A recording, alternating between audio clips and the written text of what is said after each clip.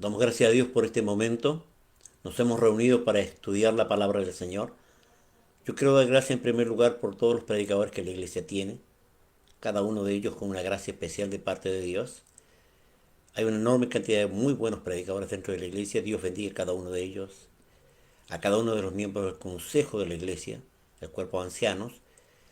Y cada uno de ellos veo que la gracia del Señor se ha derramado. Hay muy buena palabra. Me alegro mucho por eso. Y oramos al Señor que esto siga creciendo y que toda la congregación pueda estar unida en la palabra del Señor. Cuesta mucho que haya iglesias que amen la palabra. Yo alabo al Señor porque la iglesia nuestra es justamente una de las iglesias que gusta de la palabra. Por eso hoy día quiero tratar un tema, no es día de predicación, pero es un tema que quiero tratar, que algunos hermanos me lo pidieron. Y quiero que usted entienda que la idea nuestra es que usted escuche palabra del Señor y esté preparado para esta palabra. Vamos a ir a ella. El tema es los ministerios. Y vamos a leer el libro de Efesios, el capítulo 4, el versículo 11. El capítulo 4 es un capítulo que habla de la unidad. Es el tema de la unidad. Comenzando el versículo 11 dice, y él mismo constituyó a unos apóstoles, a otros profetas, a otros evangelistas, a otros pastores y maestros. 5 ministerios.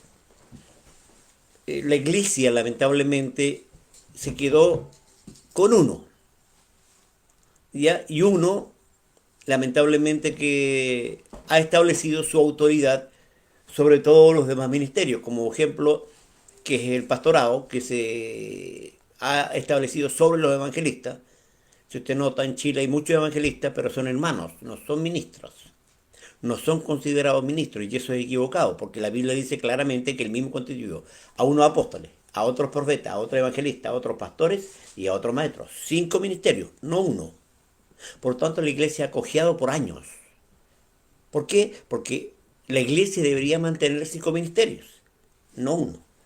Pero lamentablemente también, por otro lado, hay ministerios que se han echado a perder a causa de que muchos de los que dicen ser lo que pretenden ser y no lo son.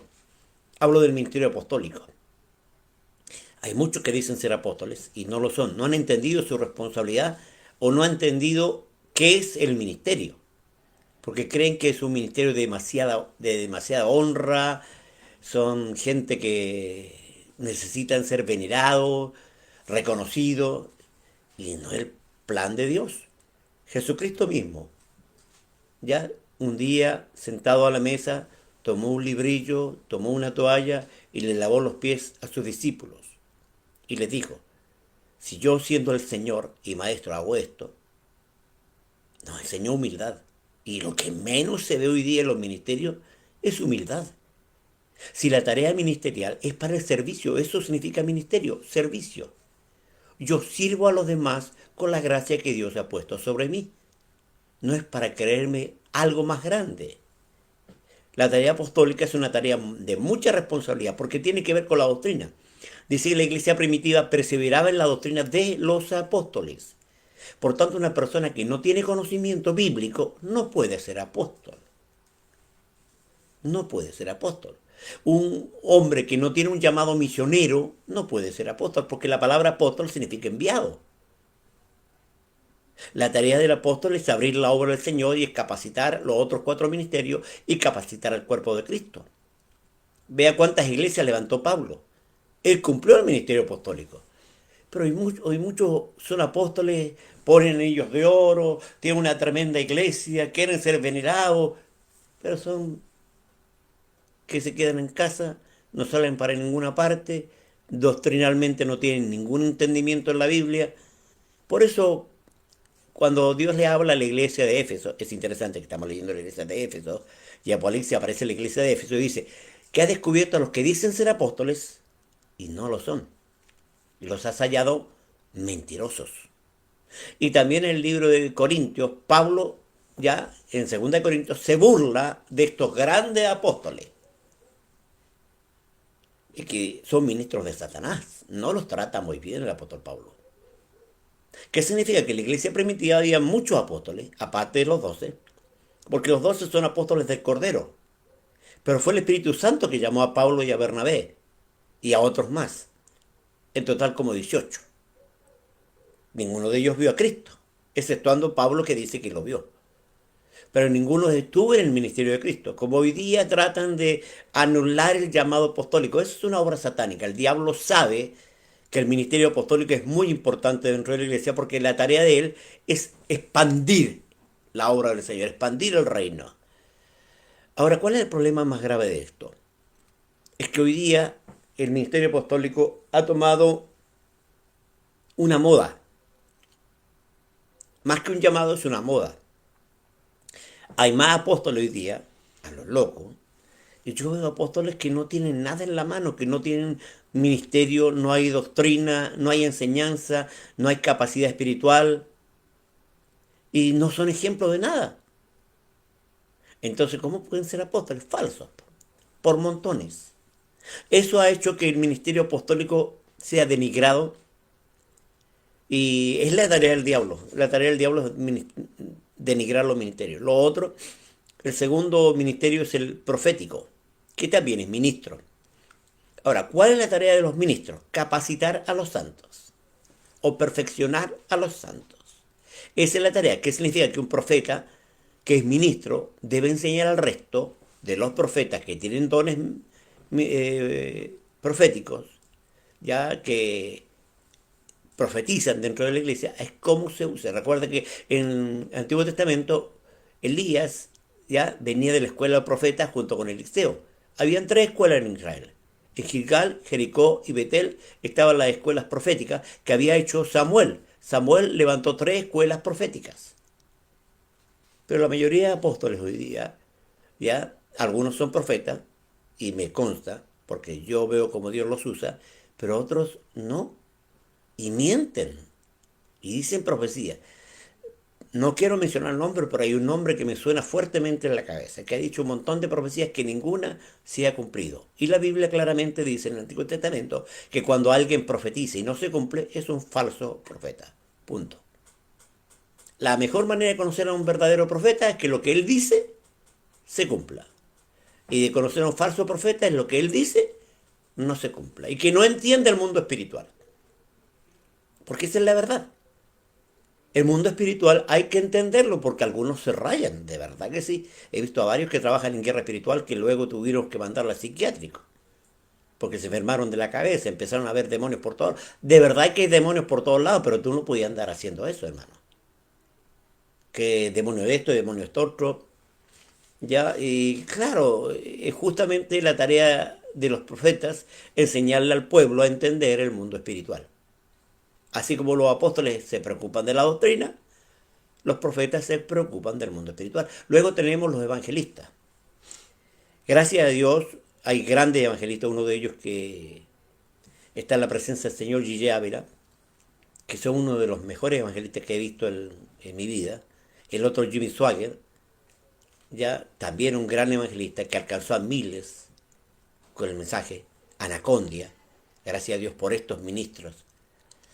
Pero hay otros que se han rayado y empezaron a hacer cosas que no agradan al Señor, como usar una espada para ungir gente.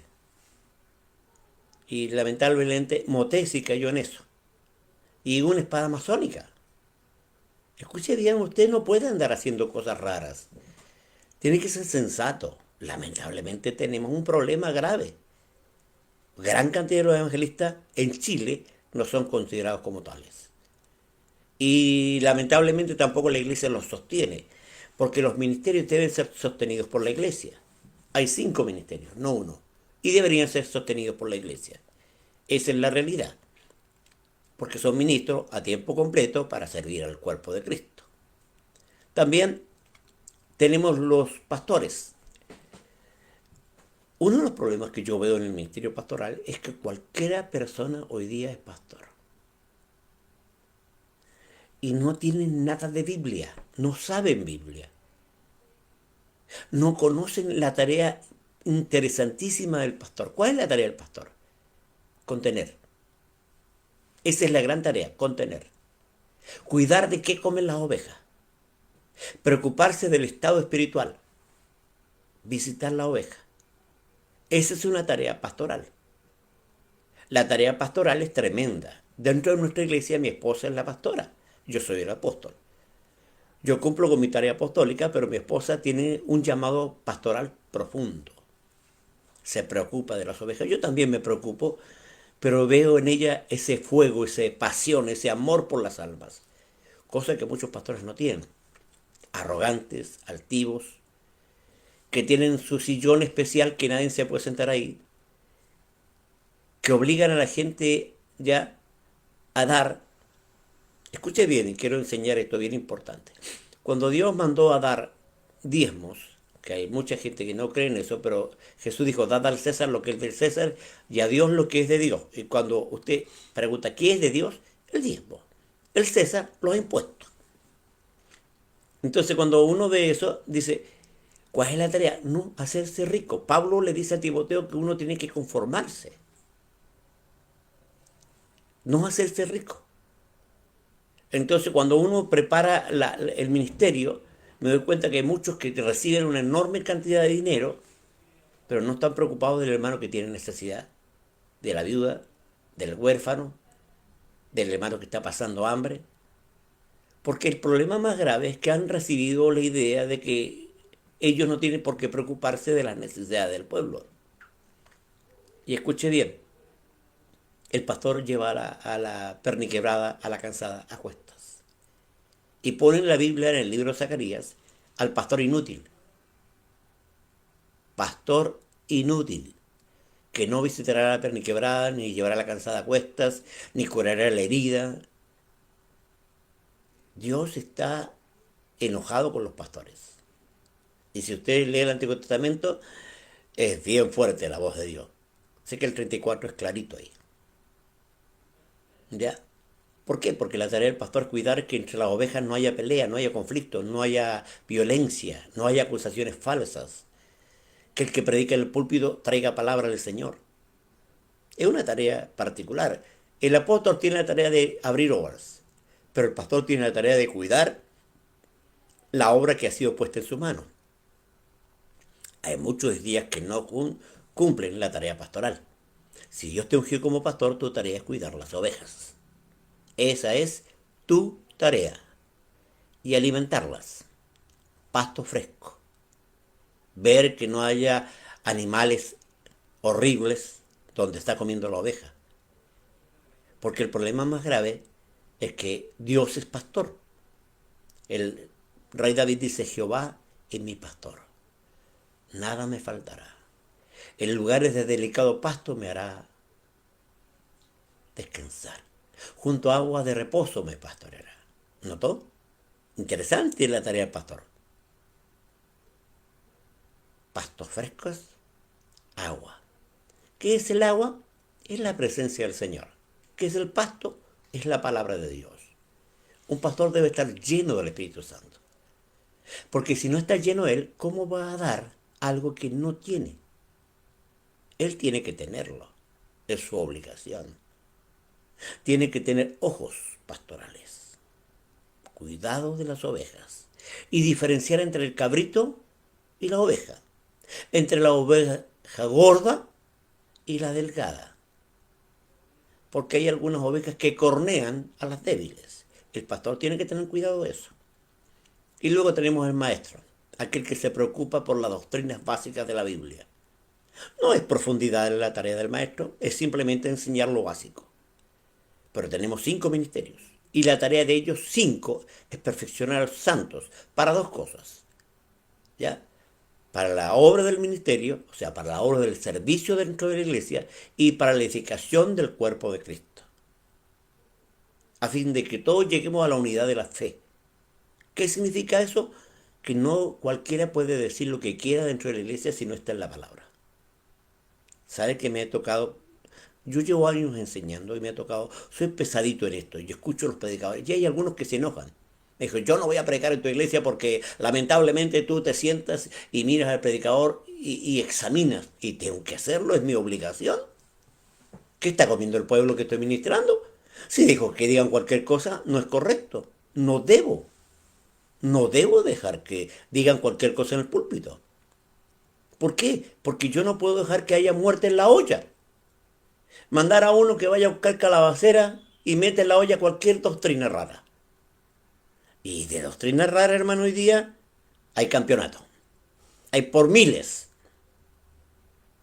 Estaba viendo en internet y ahora encontré una cuestión del Dios Todopoderoso, la iglesia del Dios Todopoderoso, que dice que no hay rapto ni segunda venida y que Cristo tiene que estar en carne, que es un hombre débil, que va a estar en esta tierra y que debemos servirlo porque Él es el Dios Todopoderoso.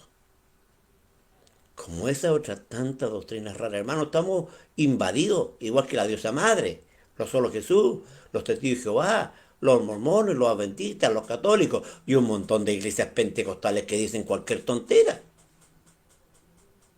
Como había un amigo mío que le pasaba la lengua a las guaguas para que sanaran. O que el ángel pasaba a las 3 de la mañana. O que hay un pastor que unge las casas con ruda. Escuche bien, eso es cada estupidez. Y digo, ¿de dónde aprendieron eso? Bueno, la falta de doctrina. Falta de doctrina. Porque el pastor tiene que cuidar la doctrina. ¿Qué le dice Pablo a Timoteo? Ten cuidado de ti y de la doctrina, porque haciendo esto te salvarás a ti mismo y a los que te oyeren. ¿Y qué le dice después? Procura con diligencia presentarte a Dios aprobado como obrero. ¿Cuáles son las dos cualidades del obrero? Que no tiene de qué avergonzarse, buen testimonio y que traza bien la palabra de verdad. O sea, que la sabe usar, que conoce de la hermenéutica, de la exégesis, conoce clara de la sintaxis, entiende los textos, sabe lo que significa cada palabra, está estudiando constantemente. ¿Por qué? Porque él quiere que el pueblo sepa la absoluta verdad de la palabra. No hay otra verdad. Santifícalo en tu verdad. Tu palabra es verdad. Yo no puedo traer ideas, pero hermano, ¿sabe cuántos dicen cosas raras? Y ese es el problema. Es el problema. Hemos hecho nosotros ya un WhatsApp que se llama Estudio Remanente. ¿Con qué intención? De que el pueblo pregunte y contestarle por la Biblia las preguntas que ellos tienen. Estaba enseñando hoy día en la tarde justamente un tema que tiene que ver con el ministerio y que tiene que ver con los ministerios en el cuerpo de Cristo, que son la cabeza. ¿Ya? En nuestra cabeza están marcados los ministerios. ¿Qué son los ojos? Los pastores. Que es el oído, el equilibrio del cuerpo, porque si usted tiene un problema en el oído medio, su cuerpo no va a estar estable, los apóstoles. ¿Qué son estos? Las narices, el olfato es el profeta, el que distingue el olor a vida o el olor a muerte. El tacto, que es justamente el evangelista, el que siente el ambiente exterior. Y la lengua, el gusto, los maestros, en el cuerpo de Cristo, la cabeza. El resto de los ministerios acá está abajo, el cuerpo de Cristo. Y justamente todos estos dos sentidos que tenemos nos ayudan a que el cuerpo de Cristo sea bien dirigido. Cada uno en su función. Cada uno en su función. Porque el problema más grave es que algunos no cumplen la función por la cual Dios los puso en el ministerio. Dios los puso con una razón y no la cumplen. Otros no quieren. Teniendo el llamado no quieren. Y otros lamentablemente los mandan sin haberlos preparado. ¿Por qué? Porque la tarea del cuerpo de Cristo es preparar a los santos, perfeccionarlo en la doctrina, para que todos estemos unidos en la fe y en el conocimiento. O sea, que todos sepamos lo que la Biblia dice, por qué lo dice y qué significa lo que dice. Ahora en la mano, aquí tenemos la mano de Dios. Aquí también podemos notar los 5 ministerios. La tarea del apóstol, que es el dedo gordito, es trabajar con los otros 4 ministerios, capacitarlos, funcionar con los otros 4 ministerios. El profeta, aquel que apunta lo que está bien y lo que está mal según Dios. El dedo más largo, que es el dedo del evangelista, el que más alcanza. El dedo del anillo anular, que tiene que ver con la novia. Justamente el pastor tiene que cuidar la novia. Es su tarea cuidar la novia. Y el dedo chiquitito, el maestro. Aquel que se mete donde otros dedos no se meten. Cuando usted tiene el cuerpo de Cristo funcionando, todo camina de maravilla. El problema es que el cuerpo de Cristo no funciona. En muchas iglesias no funciona. Muchas iglesias son negocios. Es cierto que el hombre de Dios debe vivir ya bien, Pero también es cierto que el hombre de Dios no debe ser rico. No debe enriquecerse o buscar enriquecerse por la obra de Dios. Y hoy veo muchos ministerios muy grandes que han hecho de la iglesia un negocio. Y eso es cerrado. ¿Por qué? Porque tenemos que poner los límites. Y los límites tienen que ser sinceros. Yo un día dentro del consejo dije, hermanos, yo voy a tener un tope de sueldo. Cuando el diezmo pase ese tope, la tesorería me lo va a quitar. Uno me dijo, no, pastor, que no. No, le dije yo, es lo correcto. Porque si la iglesia nuestra crece mucho, imagínense recibir 20 millones de pesos. Y en mi congregación hay gente que está muriéndose de hambre. ¿Es ético? No. ¿Es moral? No. ¿Agrada a Dios? No. Porque si Dios me da, también me da para dar. A ese que no tiene, a ese que le falta. A cuidar de la viuda, del huérfano. Porque muchas veces nosotros no cuidamos de esa gente. Y siempre habrá pobre entre nosotros. Así dice la Biblia. Siempre habrá pobre entre nosotros. ¿Cuál es la función? La función de la iglesia es bendecir. Hay muchas iglesias que no son socialmente activas. Va la gente al culto y cantan corito, oran a Dios, escuchan el mensaje, se van a la casa, ponen sus diezmos, sus ofrendas, sus primicias, pero hasta ahí llega. Y los hermanos y hermanos que están pasando necesidad y van, pastor, estoy mal. Bueno, ora al Señor para que Dios le provea. ¿Qué dice Santiago? Claramente Santiago nos habla que si alguien tiene necesidad y yo tengo para darle, debo aportar a ese que tiene necesidad. Abrir mi mano al que no tiene.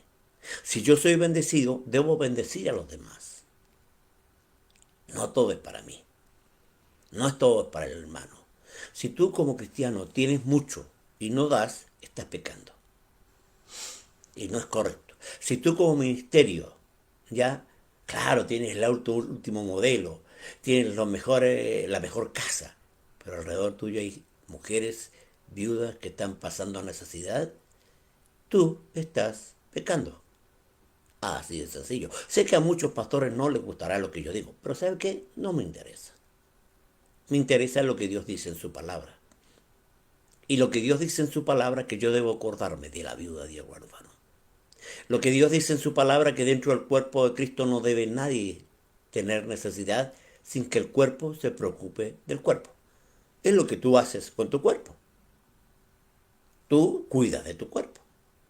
Y si te duele un dedito, el más chiquitito, y te duele, todo el cuerpo está interesado en ese dedito chico y tú lo haces normalmente. Si tienes un golpe, aunque fuera en un lado, todo tu cuerpo está sintiendo lo que a esa parte del cuerpo le pasó. ¿Qué significa? Que el cuerpo de Cristo se cuida a sí mismo.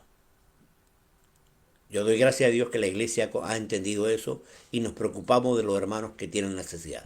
También hay una realidad. Si usted tiene necesidad y no hable, nos hace pecar a nosotros.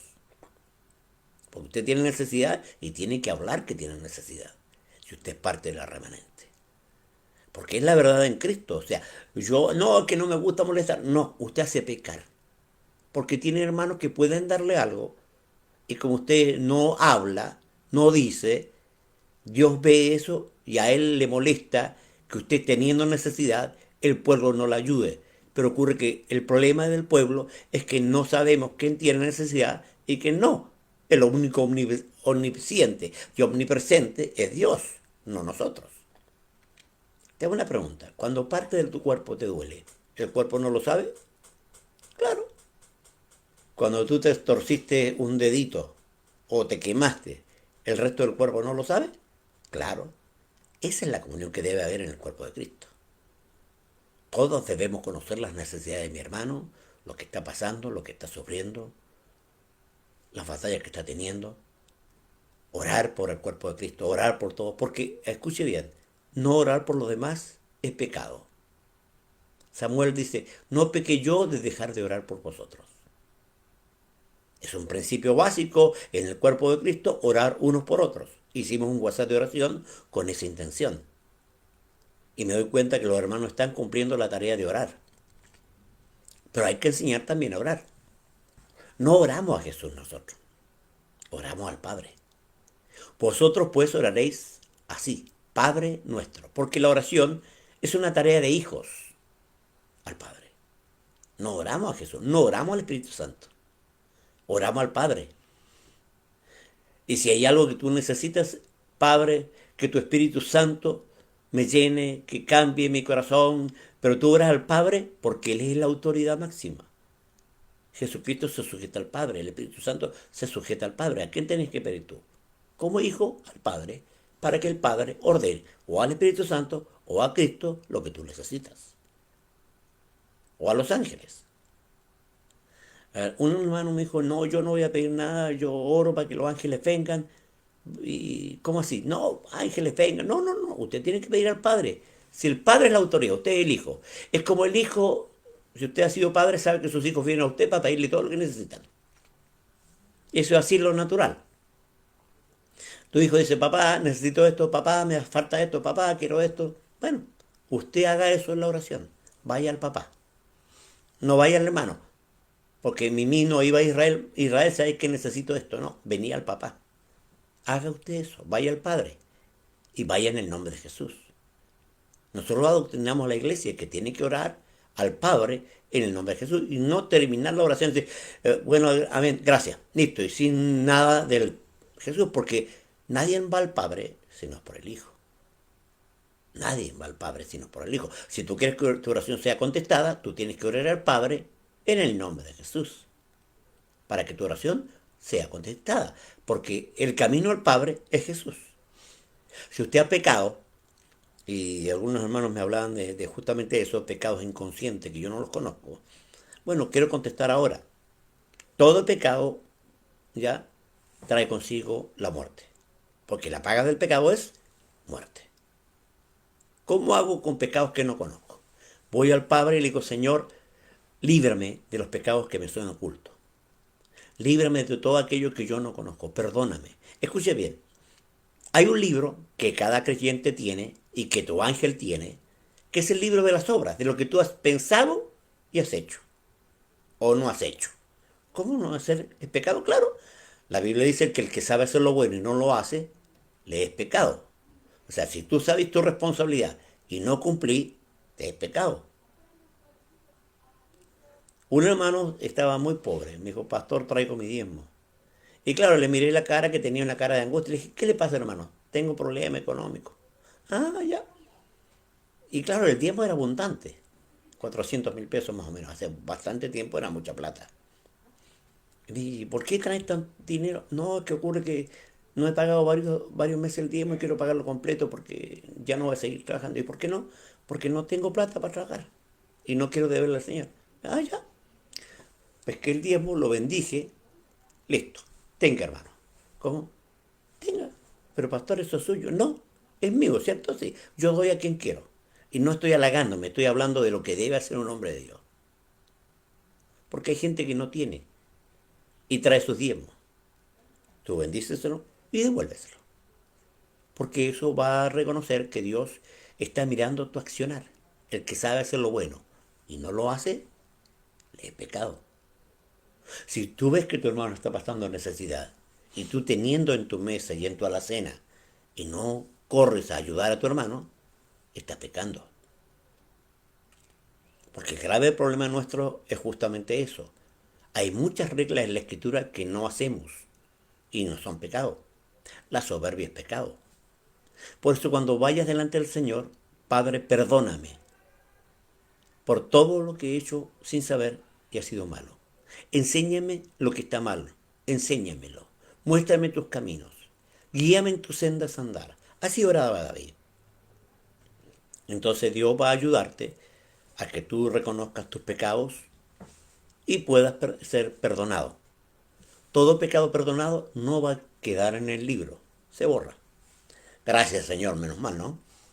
Si no, el libro que tendríamos sería tremendo, pero si usted pide perdón, Dios borra eso de ese libro y en el juicio del trono, el juicio del tribunal de Cristo, eso no aparecerá.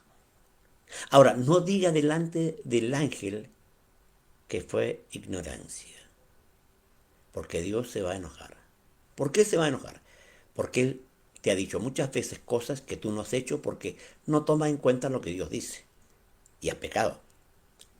Y como pecaste sabiendo que estaba mal, tú tienes que reconocer delante de Dios que no pediste perdón a tiempo y en el día del juicio aquello saldrá.